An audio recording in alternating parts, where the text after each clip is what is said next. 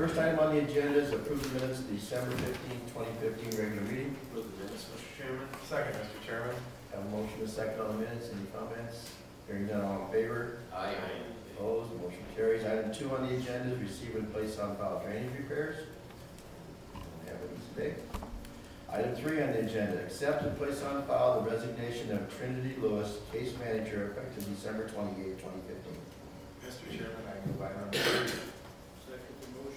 A motion and a second. Any comments? Hearing none, all in favor? Aye. Opposed? Motion carries. Item 4 on the agenda, accept and place on file the resignation of Joel Whitty, process server, effective December 14, 2015. I'll move item 4. Mr. Chairman. I'll second. A motion and a second. Any comments?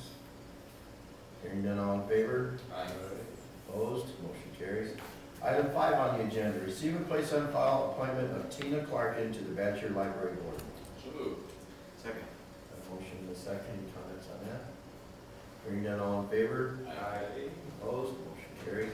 Item 6 on the agenda, receive and place on file manure management plan updates for Dallas Thomas in Section 11, Cedar Township, Calhoun County, and RGT Carlson in Section 26, Valley Township. Move item 6, Mr. Chairman. Second, Mr. Chairman. Have a motion and a second. Any comments? Hearing none, all in favor? Aye. Opposed? Motion carries. Item 7 on the agenda, discuss county's interest in Helen Mahan property in the town of Brushy, Webster County, Iowa, and determine whether to waive county's rights against being named as party to a quick title action. Mr. Chairman, I make a motion we move item number 7 for discussion. Second. A motion is second. Yeah, this agenda item number essentially involves a piece of property in the town of Brushy that the board has discussed with the county attorney's office and Mr. Will previously. There are several parcels of unopened streets in that area of the county that we have discussed vacating. There is at least one parcel that this Miss Meehan believes she has an interest in that we have discussed vacating. Rather than going through the vacation process with that parcel, Miss Meehan's attorney has asked that we, the county, waive its right against being named in a quiet title action so that they can clear up ownership in this particular parcel of property. The general rule is that a governmental entity cannot be named in a quiet title action. However, it's my opinion and the opinion of several others that I've consulted with, that the county can waive that. In this particular case, there's no liability on the part of the county by being named in the quiet title action. It's essentially a situation where we, being the county, was going to vacate whatever interest the county had in the property anyway. So this just allows the private owner to clear up title to the labor, basically. Any questions? So someone want to make a recommendation here? I move that we have the county attorney draw paperwork allowing this and bring it back for approval. I would second that. Have a motion and a second. Any other questions? Hearing none, all in favor? Aye. Opposed, motion carries. Item 7 on the agenda, or item 8 on the agenda, consider / approve snow removal bids for services at the bank building. Move item 8. Second. Motion and a second. Did you get the bids, Carol? Got 2. You can share them? Yeah. Okay.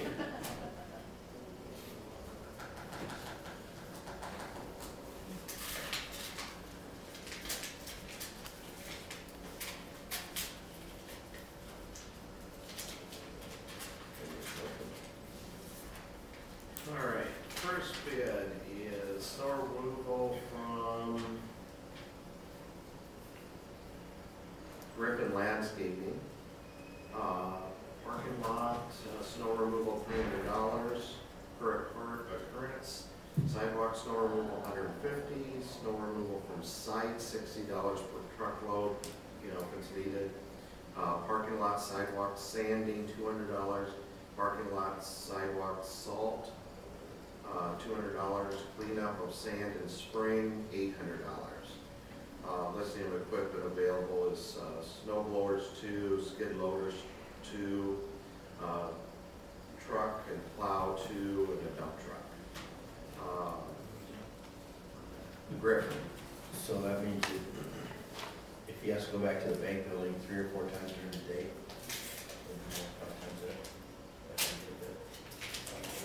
It says per occurrence. It says per occurrence, so I would take that. Not per snowfall, but every time he has to go back. Because the bank building, sometimes they have to push that. Push it 2 or 3 times. At least, Uh, drive through. I don't know. I could argue that either way. An occurrence, is that the snowfall is the occurrence, or is every time they plow into the occurrence? The other bid is from Jordan Castor. Parking lot snow removal, $160 per occurrence. Sidewalk snow removal, $160. Snow removal from site, $75 per truckload. Parking lot sidewalk sanding, $100. Parking lot sidewalk salting, $280. Cleanup of spring, sand in the spring, $85 per hour. Listing of equipment, it is 4 plow trucks with blades, 2 skid loaders,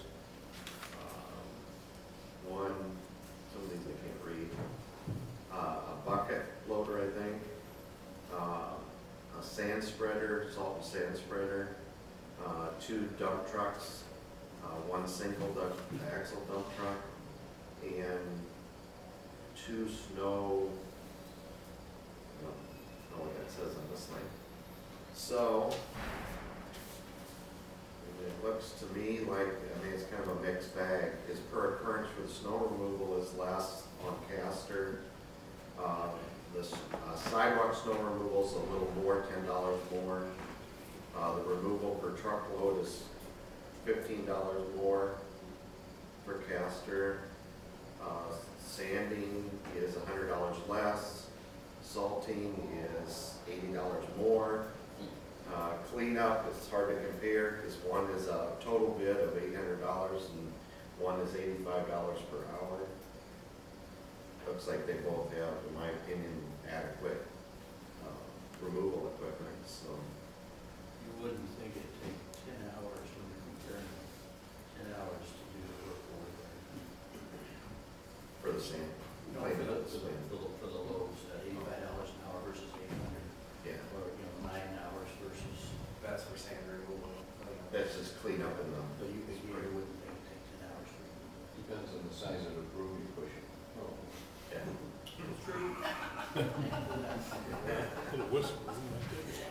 I guess if it were up to me, I mean, I would, number one, look at the removal fee. That's your biggest cost. Everything else is, kind of a side deal, but. So. I hate to break this to you, but it is kind of up to you. Oh, As the rest of us do. It's so. You want to review this a little better? Well, I think, Next week? I think it would be, a good idea to give us a week to ponder, Yeah. and then let's have discussion, make a decision next week. I think that makes sense, because it is kind of a real very mixed bag. Yeah. And it just, I don't like the idea of trying to make a decision without a little more thought and investigation, perhaps questions that could be answered and things like that. So I would like to, would it be appropriate to table this decision on awarding the bids for a week until next Tuesday? When we can take action and select a vendor. I will second that. A motion and a second, any comments on that? Hearing none, all in favor? Opposed, motion carries. Item 9 on the agenda, receive and place on file resignation of Gail Slater, Class A Equipment Operator in Secondary Road Department, effective February 12th, 2016. So moved. second. Randy? Yeah, just a little background. Galen started working for the county's road department in November of 1980, so he's been here a little over 35 years. He's classified as a Class A equipment operator out of Badger Shed. Done a real good job for us. If I say Galen worked in my area that whole time, I've been driving those roads for the last 30 years that he's worked in, and he was an exceptional road grader operator and a good truck driver. You know, we get very few complaints on our side of the river because we do have some good operators on our side, on my side of it. So I'd like to thank Galen for his work, because he did do a good job the last 30 years. So, any comments?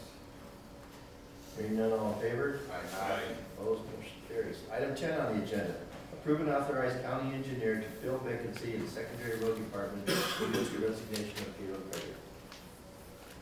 Mr. Chairman, I move item 10. I'd like to actually discuss this. We'll move for discussion. I'll second it. And a motion and a second, Randy, you want? Yeah, I basically, I'd like to fill the position because we are pretty lean, in my opinion, since the last 15 years. I think we've gone from down 5 less employees than there were about 15 years ago. And again, as usual, we have resignation. I usually put it on the agenda or authorize me to proceed with filling the position. That process would involve, because of the bargaining unit, we'd have to first post the position for 5 working days, allow the existing employees to transfer.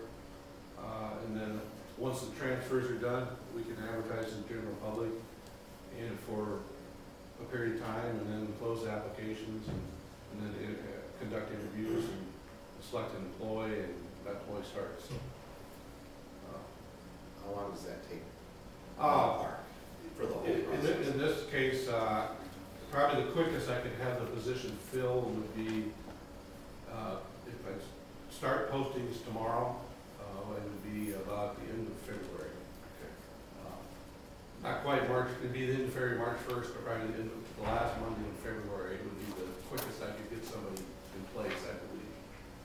And if we ask you to delay this about 2 weeks so we can see what some budget numbers look like, is that gonna be a huge problem? Because we've asked other departments to hold off on hiring for a couple weeks so we see some budget numbers, projections. Well, I would like to say that I kind of think that filling current positions, to me, is not a hiring freeze. I think that, especially in Randy's case, the money that Randy gets is less dependent on taxes and more dependent on road use funds.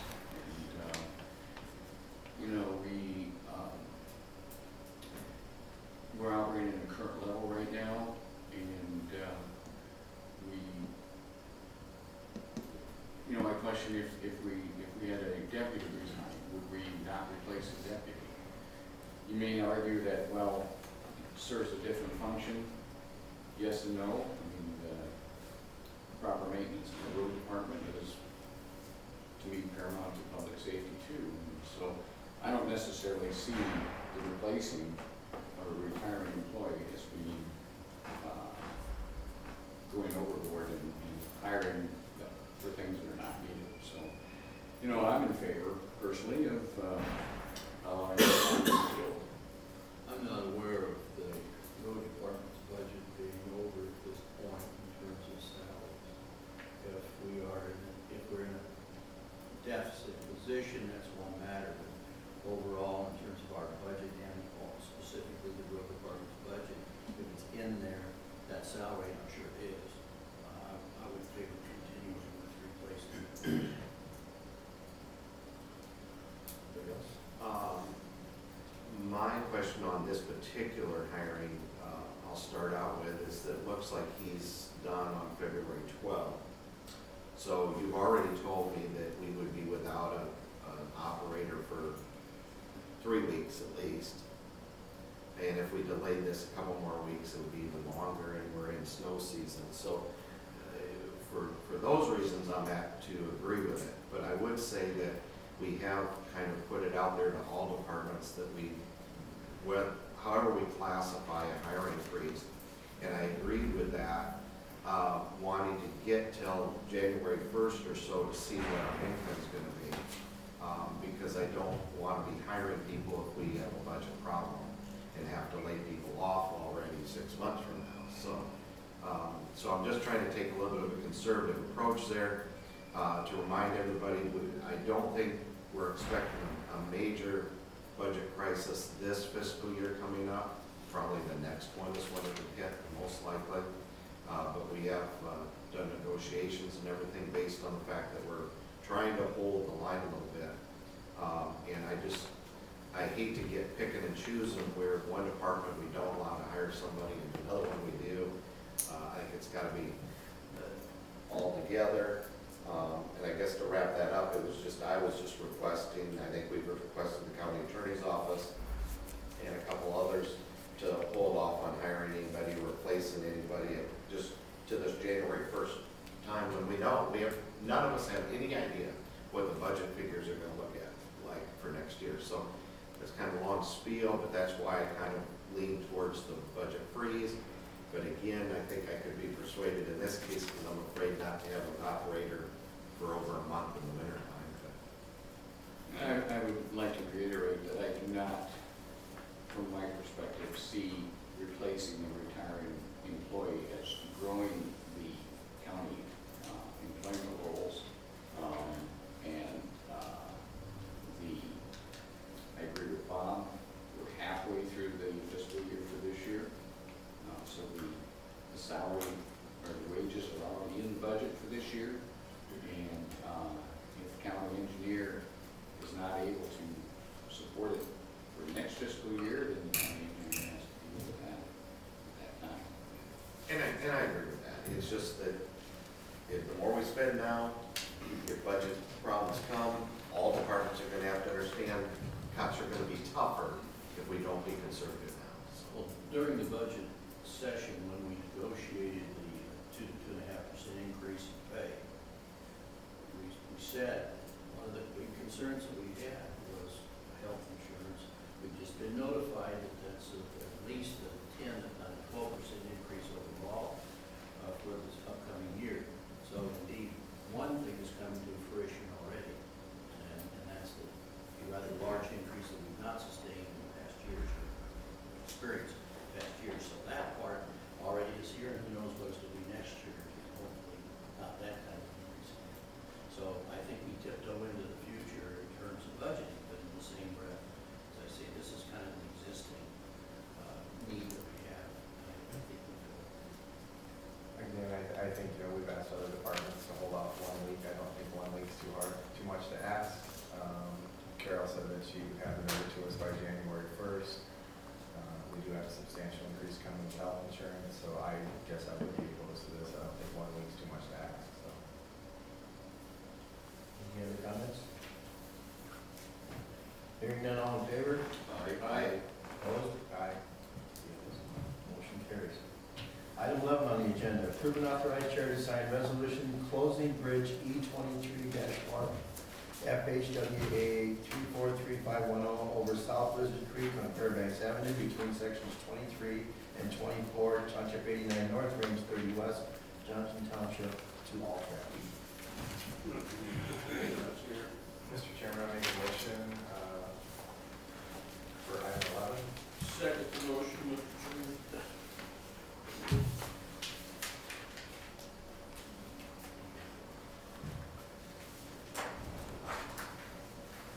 Ready? Okay,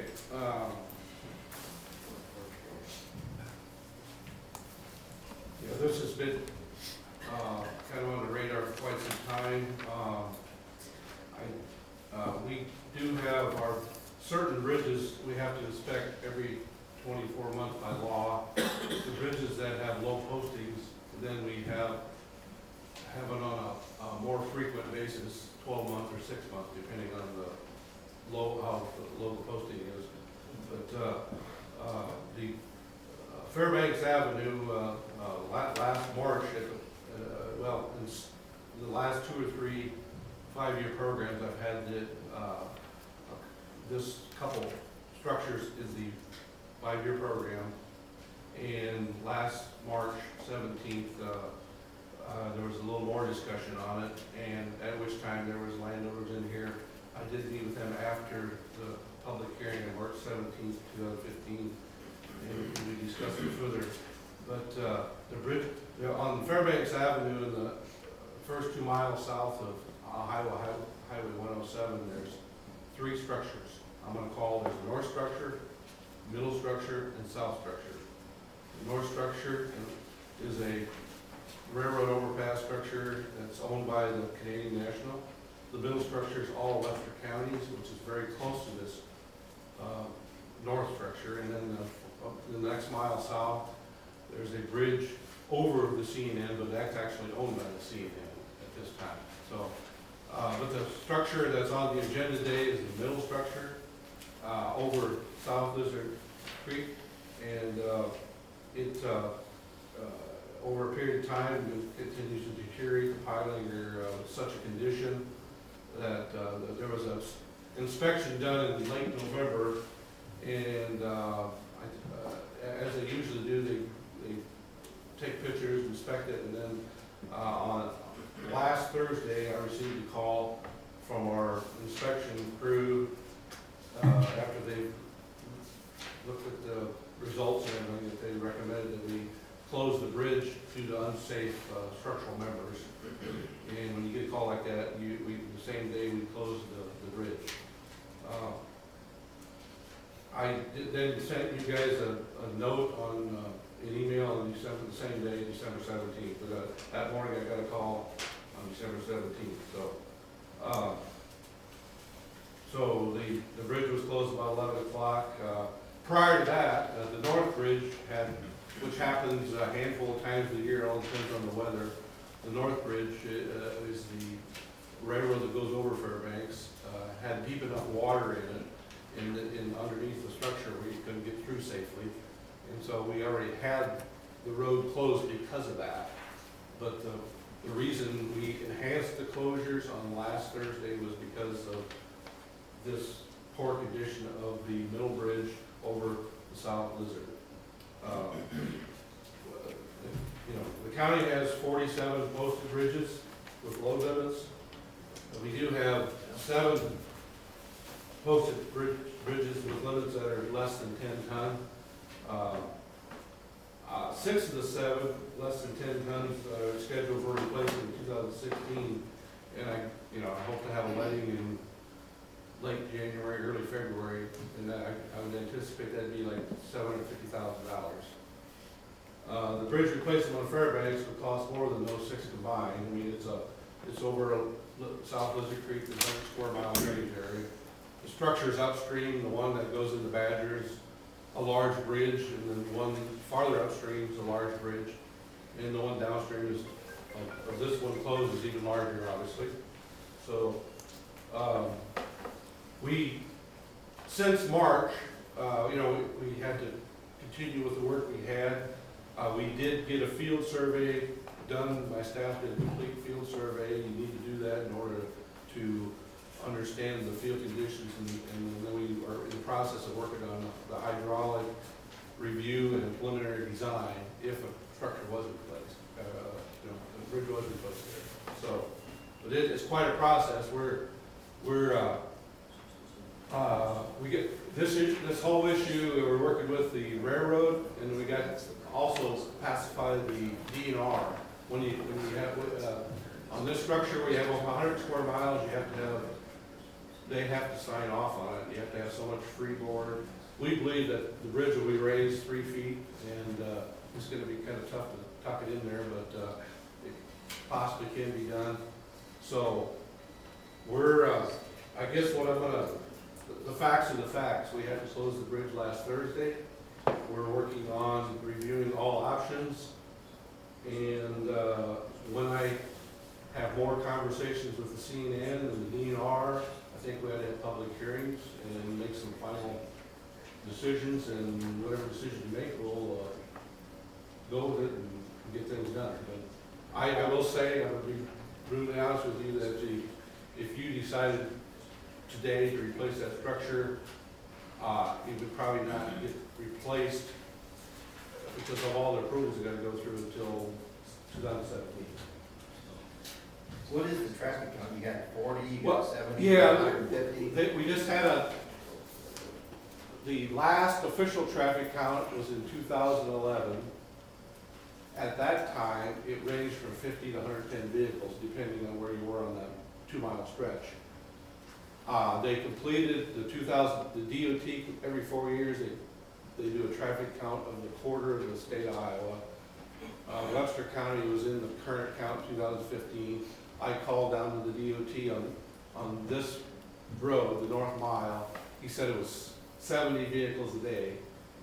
So, you know, there is, the thing about this route, it won't ever be a major transportation through route because of the constriction of the railroad overpass, the north structure. But, and then the far south structure will have to be dealt with sometime in the near future. That's owned by the CNN, and we have to negotiate if we want to replace it or close it, or reroute it along the tracks and have another at-grade crossing or something. So there's a lot. This report that I gave you was the report more or less that we had on March 17th. The thinner document is kind of my information that I gave you on Thursday. There's a resolution, there's a map, and there's photos of the condition on last Thursday with the underpass, and yesterday with the bridge. Over the weekend, we closed the thing up on Thursday. Over the weekend, people took the fence down, drove over the bridge. If you go by the picture, we really gotta minimize our liability. That's why we dumped a couple loads of rock on each end, so we couldn't go through there. It's an inconvenience, I know, but I think we need to study the entire 2-mile route to understand what we're gonna do. I mean, rather than knee-jerk on this one location, we gotta understand what we're gonna do with a 2-mile stretch. So I think we need to get good, solid information, get some designs, and talk to the Canadian National. Harlan Aarons is my contact with the Canadian National, and he hasn't got back to me since I emailed him last Thursday, but I said I wanted to meet as soon as possible. And then the process of working with DNR is the process it is. They will not let you build a bridge over 100 square mile drainage area unless they approve it. And that you have to, your design has to meet their approval. And that means you gotta have it so long, so big, so high. Should this say temporary closure though? Until, because right now it says we're closing it, and we'd have to have another resolution to reopen it, so. It can be because Okay. it's been declared unsafe. Right. That's all there is to it. Yeah, I mean, temporary closed, but I mean, we need to make sure it's documented that we can't let traffic travel. And I'm okay with that, but I want to make all the residents out there understand that this is temporary until we look at it. Until we do everything. I don't Sure. want them to think this is a knee jerk, we're done, let's close for good. Oh, yeah. That's not my intent. Right, and another question would be, is this, you mentioned the drainage area that is servicing, is that too big for culvert system replacement, or? Likely, I mean, the 107 square miles is a large body of water. To get it'd be difficult, we do a lot of box culvert work. I don't know if you could put a multiple box culvert system in there. The concern about that is if you have logs and ice jams, we could constantly be taking care of that on a regular basis. Yeah. But I mean, that's what we're gonna investigate. If you could put in, I don't know, several large boxes, but you can only build those so wide. I think the industry builds them, believe it or not, up to 20 to 24 foot now, span. And we normally put in is 12, 14, 16. That's the largest we put in the county is 16 foot span. But they do make up to 24, I guess, so. that's something else we could consider, but the only drawback is if there would be some debris logs and the clog, we'd always have to go out there and clog it and so forth. But Isn't that bridge the only way that that one farmer can get to his field?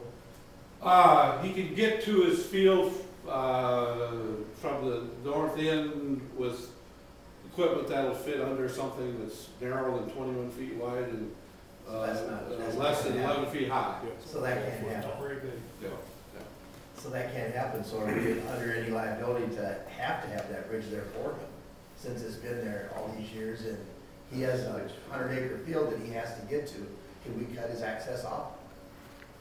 That's I mean, I don't something to think we can. review. I mean, there's options where they could cross the railroad track possibly.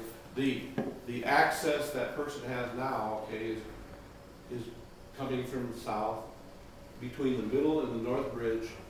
There's an entrance on the east side of the road. However, that entrance falls in the right of way of the Canadian National. I have no idea what kind of agreement they got. And then the lizard does a little hook there, so it's kind of proud leaving that entrance. But right now, he has to get across the Lizard Creek somehow to get back to his field. Yeah, Except if he comes in from the north, and that's not an option. Yeah. He can't get on the tracks. right. I wish we had this up there, because I don't see that on the map anywhere, that there's somebody landlocked. Yeah, that's right. Yeah, maybe on that, Is this where the bridge is up here? you look at the second. That was more confusing to me, because it's not north. Yeah, that's. At this point right here, what we're talking about, we have to close this bridge, Yeah. because it's been declared unsafe. And I have. But and to Mark's point, we are not closing the bridge and the road Right. as a permanent thing, but we have to take an immediate action for the safety of the public to say the bridge is closed. We must directly engineer them to develop solutions for. I would just like to add a temporary closure. I think by spring, we're gonna have to have something. I don't know. There's no way. He just said we're not gonna have, that farmer's not gonna get access over that bridge for a year. Wow. I mean, There's nothing to do about it. We I mean, haven't you have liability if you leave the bridge open. I know, It's an emergency, but yeah. I guess we'll have to look into that, but then I can just, he won't be coming in here, I can guarantee you that. Well, yeah. But I don't know that there's any access across these farm, across that railroad track too. Well, dealing with the railroad, I don't think you could ever get another access across the railroad tracks for any, give them, they'll never give you an access across the railroad tracks. So, any other discussion on that? My question on the motion, Mr. Campbell, if I can be, if you can be clear here, your motion is to approve and authorize the chair to sign resolution temporarily closing the bridge under the north. second, I'll amend my motion, You yes. don't need to, I just wanted to, well, I was a little confused whether you put temporary in there or not. If you did put that in there, fine. Okay. You want to. Temporary. Just insert temporary in there. Yep. You have a second to that? All in favor? Opposed, motion carries. It's time now for citizens' opportunity to address the board about items on the agenda. That's what something to say. My name is Dave Paschal, as most of you know me from being here before. I'm here to complain about the condition of the roads again. I had, part of my business is selling hay, and 2 weeks ago I had somebody come and get 8 bales of hay on a trailer, and he handed west from my place, and he said he didn't know if he was gonna make it. The roads are that slimy and slick. Part of it is a problem where the road has been oiled for years, and no material's been put on that part for a long time. Had another guy this weekend that came and got a load of hay, and he headed a mile south of my place and headed west, and got on, that'd be 180th Street. He called me back and said he wasn't gonna come back and get any more hay if he had to drive over roads like that again. I drove that road this morning, and there's potholes over everywhere on it. There's one rut down the middle of the road, and I know it'll hold 100 gallons of water and not run out. there's big holes in that road. And the bridge approaches, to the west of me, the two bridges to the west and south, the approaches are just horrible. There's holes all over the main bridges. And the way it's sitting right now, we're gonna be having to be put up with potholes and washboard all winter long like we have the past 3 years. I was wondering if we can't get something done about it. All the roads in that area are just terrible. I guess we start Randy and have the guys walk up that, make sure they can get 180th graded today. 180th from Dakota. Yes. Appreciate you coming in. Any, you know, you have this, And one grade isn't gonna fill those holes. I mean, you can't shove enough material in those holes just one time. we'll have them go out. They're that big. They'll be out to look today or tomorrow. You said it's 180th and what else? Dakota, Okay.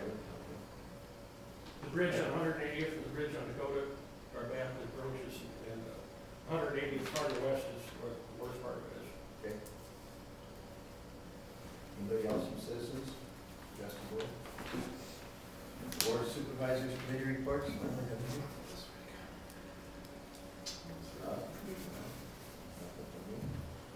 We'll recess till 11 o'clock. We have a drainage hearing with DB 96. So appreciate you guys all coming in today. Merry Christmas. I'm going to be on next week. So Merry Christmas. I'll see you. Oh, no. Should we cancel? No.